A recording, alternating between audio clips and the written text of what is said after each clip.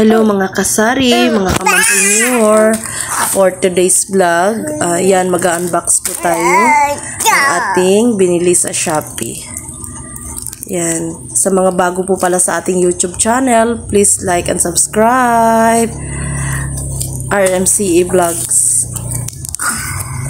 Family and Businesses. Ayan, si Ate Inday. Siya muna yung nag-sub sa akin na mag-unbox ng parcel. Magbibilang kung kompleto or hindi. Kasi merong customer na bumili ng aming pabentang merienda na kailangan kong asikasuhin. Ayan, si Ate Inday muna yung magbibilang kung tama yung na-deliver sa amin ng Shopee. Ayan. Yung short niyan is para kay baby boy.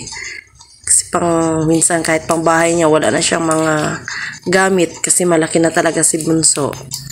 Kaya yan, umorder kami sa Shopee para may bago na naman siyang masusuot kasi masikip na yung mga newborn na mga binili ko noon. Yan, binibilang ni Ate Inday. Yan, share ko lang po pala habang hindi nyo ako nakikita dyan sa video ay abala ko dyan sa mga binibenta naming merienda katulad ng mga rice turon, mga soft drinks o kahit ano pa man dyan. Minsan maruya. Nagbibinta ako dyan sa gilid ng kalsada. Kasi may pinapatayo dyang building, barangay hall namin dito sa area namin. Kaya dyan ako nagapwesto para magpabinta. Kasi yung mga trabahante, ayan, sila yung mga suki ko dyan ng merienda. Tapos lingguhan yung bayad namin. Kaya akabang sa tinday dyan, nagbibilang. Ako naman, busy din sa mga customer. Itingnan ko yung customer ko na bumibili sa akin. Sa mga bago pala sa ating channel, huwag kakalimutan mag-like, share, and subscribe. Maliban sa pagbibenta pala ng mga merienda, pagbebenta na dito sa tindahan, ayan, may iba pa din po pala akong pinagkakaabalahan online.